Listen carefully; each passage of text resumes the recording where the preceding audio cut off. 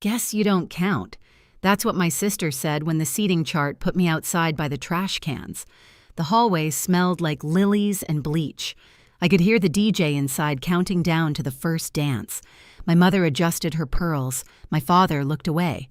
I tightened my grip on the gift I'd wrapped the night before, smoothed my wine-colored dress, and chose silence. No argument. No tears. I stood up and walked out into the Vermont air. 5 minutes later, the chandeliers went quiet, and a scream cut the room in half. Here's what happened next. The Vermont air was sharp that morning, the kind that smells like pine and money. My sister Lila had chosen the lakeside resort for its European charm, the kind of place where people took photos just to prove they'd been invited. The glass ballroom overlooked the water, strung with orchids and candles, floating in crystal bowls. Every table inside shimmered under the chandeliers. Mine apparently was out by the trash cans. I'd driven up alone 3 hours from Boston, replaying Mom's last text in my head. Please, Ambar, no drama today. It's Lila's day. That was all I ever was to her, an instruction, a warning label. Don't make noise. Don't take space. Don't remind anyone there's another daughter. Growing up, we were the cliché you see in family portraits, the golden child and the quiet one. Lila had ribbons and trophies. I had report cards no one looked at. She'd cry and get rescued. I'd fix things and get ignored. Mom said I was the easy one. Dad said I was independent. Both meant the same thing. Invisible was convenient. The last time I saw them all together was Thanksgiving 3 years ago. I remember the house smelling like burnt pie crust and lemon cleaner. Lila was in Portugal with her new boyfriend, and for once the air felt light. Mom asked me to grab an old photo album from her vanity drawer. Instead, I found her little brown journal, edges soft from years of use. I flipped through it, curious, until I realized every page began the same way: Lila's first day of kindergarten, Lila's favorite meal, Lila's college acceptance. Not a single line about me, not my birthdays, not my name. When I asked why, Mom smiled like it was a silly question. You never needed the attention, honey. You were always fine. That night I learned there are 2 kinds of forgotten: being lost and being erased. I thought about that journal as I walked toward the ballroom, now heels clicking on marble. Through the glass doors I saw them posing for photos, Mom in champagne silk, Dad straightening his tie, and Lila glowing in white. She looked back, once saw me, and smiled the same way people smile at store clerks they won't remember. The coordinator intercepted me with her clipboard. "You're Ms. Hayes?" she asked. "Yeah." Her polite smile faltered when she found my name. "You're listed for hallway seating." I laughed, waiting for her to correct herself. She didn't. Hallway seating, next to the trash cans. I followed her hand toward the small folding table by the service doors.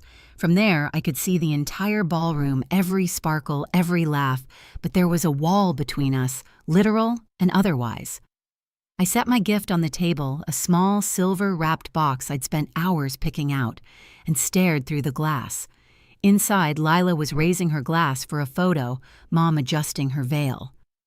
Outside, I sat in the cold draft and told myself the same lie I'd told for years. It's fine. You don't need them. But the truth was pressing against my chest, quiet and solid. Maybe I didn't need them. But that didn't mean they had the right to treat me like I never existed. I tried to disappear into the background like always, but the hallway wasn't quiet. Staff came and went through the service door, wheeling bins of melting ice, laughing under their breath. Every time it swung open, I caught flashes of the ballroom chandeliers glittering, dresses swaying, my mother's hand on Lila's shoulder like a crown of approval. Then the laughter shifted. I looked up and saw Lila walking toward me, bouquet in one hand, veil trailing behind, like smoke. She stopped just short of the doorway, her reflection doubled in the glass, 2 versions of her, one adored inside, one cruel outside. "Well," she said, tilting her head, "looks like they finally figured out where you belong." I blinked. "What's that supposed to mean?" She smiled, that half smile I'd seen since childhood, the one she used before stealing the spotlight. "Guess you don't count." The words landed so softly I almost missed how sharp they were. "Guess you don't count." Like it was math, like I was a miscalculation. For a second I said nothing. My throat went dry, the kind of dryness that comes from swallowing too much pride. Behind her, the photographer was calling Bride, "We need you back in the shot." She didn't move. She wanted me to react to cry, to beg, to prove her point. I didn't. I just looked at her, long enough for her smile to twitch. "You know," I said quietly, "there's always been space for both of us. You're the one who keeps shrinking it." Her eyes narrowed. "Oh, please, Ambar. Not everything's about you. This is my day. You could at least pretend to be happy for once." I let out a small laugh, the kind that sounds like air escaping from a crack. "You made sure I couldn't even sit in the same room. What exactly am I celebrating?" For a moment, the mask slipped. I saw a flicker of something fear, maybe. Then she straightened, lifting her chin. "You always twist things. Maybe Mom was right. You make everything difficult, Mom." The name hit harder than I wanted it to. I pictured that brown notebook again, every page filled with Lila's life, and none of mine. "I'm not difficult," I said. "You just never like that I see things the way they are." She rolled her eyes. "You sound just like Dad, pathetic and bitter. Face it, Ambar, nobody needs your approval. Not here, not ever." She turned on her heel, leaving a trail of perfume and disdain. I watched her go, her white gown brushing the floor, and felt the familiar burn behind my eyes. But this time, it didn't hurt the same way. It burned cleaner. When the door closed behind her, I picked up the small silver box from the table, the gift I'd chosen the night before, wrapped in quiet patience. I traced the ribbon once, then slipped it into my bag. If they didn't want me inside, fine, but I wasn't leaving empty-handed. Not this time. For a while, I just sat there, fingers pressed against the smooth edge of the box, listening to the muffled beat of music leaking through the ballroom doors. It was supposed to be their first dance. A perfect picture. I imagined Mom wiping tears, Dad clapping awkwardly, Lila basking in the applause. The same scene I'd watched my whole life from the edges. But edges cut. I stood up slowly. My reflection caught in the glass panel, still composed, maybe even graceful if you didn't look too closely. Inside the bag, the silver gift felt heavier than it should. I had wrapped it carefully the night before, tying the ribbon tighter than necessary. It wasn't just a present. It was proof, something that could shatter the image Lila built out of lies. 3 weeks earlier, I'd run into one of her old co-workers in Boston. A harmless lunch turned into a confession Lila had been bragging for months about marrying Rich, about how easy it was to make Noah trust her. "He's sweet," she'd said, "but naive. A few fake tears and I get the house, the money, the last name." She'd laughed. My coffee went cold. I hadn't planned to use that information. Until today. Before leaving the hallway, I walked back to the reception table near the ballroom entrance. The wedding planner was distracted fussing over centerpieces.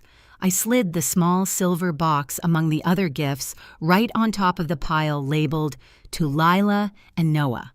My handwriting was neat, deliberate. Inside, on top of a crystal frame, was a folded note and a printout of the messages her coworker had shown me, screenshots and receipts. Not a threat. Just the truth. I stepped back, checked my reflection one last time, and straightened my dress. My heart wasn't racing. It was steady calm in a way that felt almost foreign. Then I turned and walked toward the exit. The Vermont evening hit me with a rush of cold air. The lake shimmered under the lights, a mirror I didn't need anymore.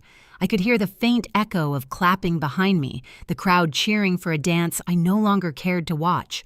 For the first time in years, I didn't feel small. I didn't feel invisible. I reached the parking lot, the crunch of gravel under my heels, like punctuation.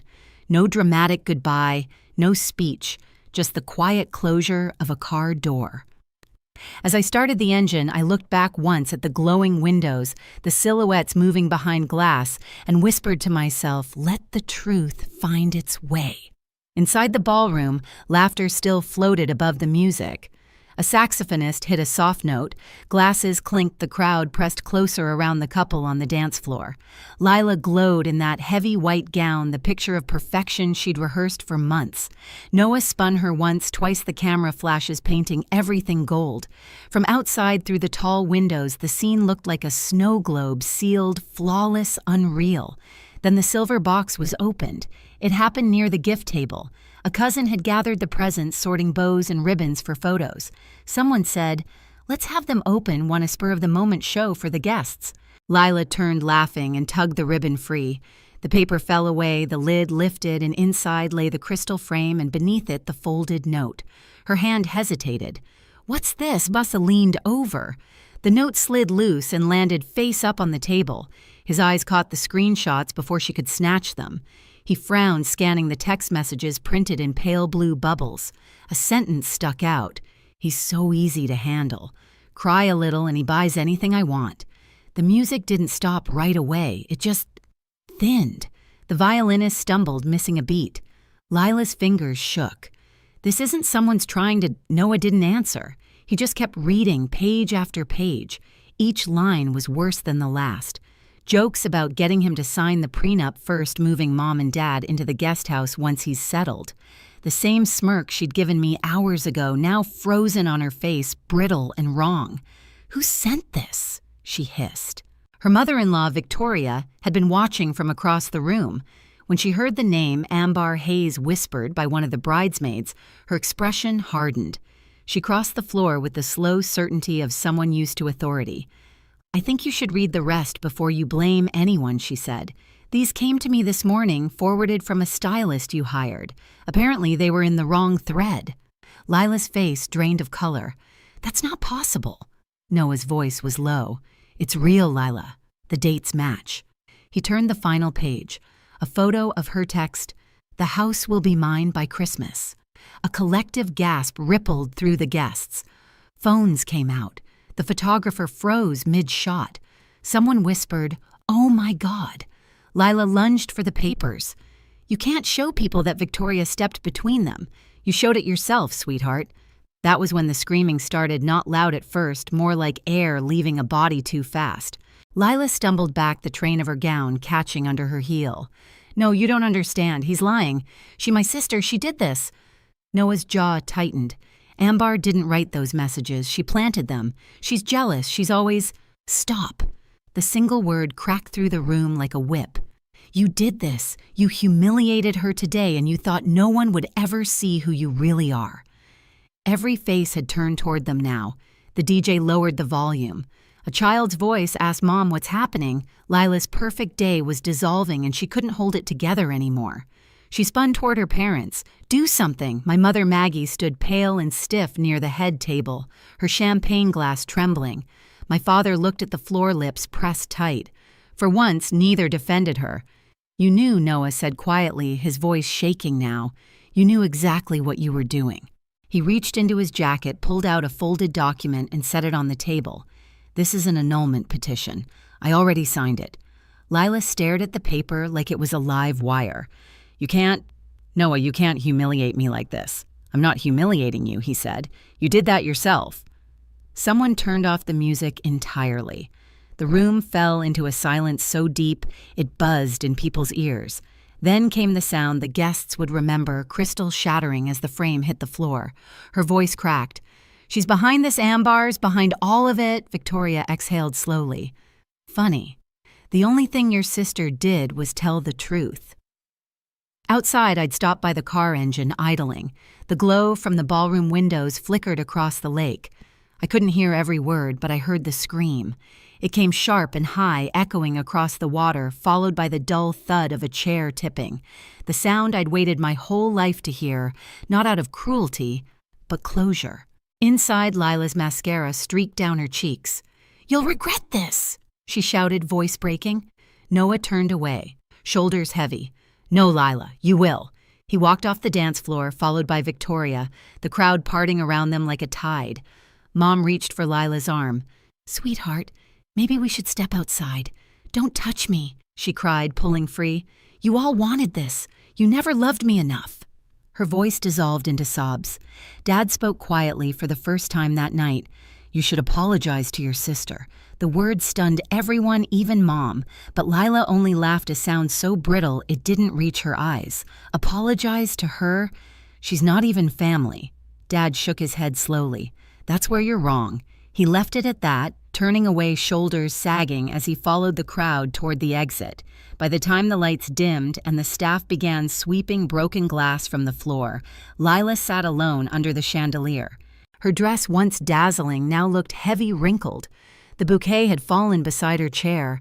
The same hands that had pushed me away now clutched air, desperate for something to hold. She never saw me. I was already gone. Through the fogged car window, I watched as guests hurried out into the parking lot, whispers trailing behind them. "It's all over social media already. Did you see his face? That poor girl. No, the other one, the sister." I didn't feel triumph, just quiet. I rested my hand on the steering wheel and thought about the hallway, the smell of lilies and bleach, the folding chair that squeaked when I sat. How it all started with a seat by the trash cans. How it ended with the truth laid bare in front of everyone who had ever looked through me. Justice didn't always roar. Sometimes it whispered, "Now they see you." The scream faded, swallowed by the night. The lake went still, again glassy and calm.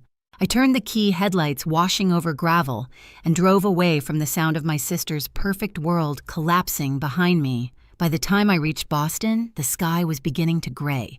The highway signs blurred past the hum of the tires, steady and low like white noise after years of shouting I'd learned to ignore.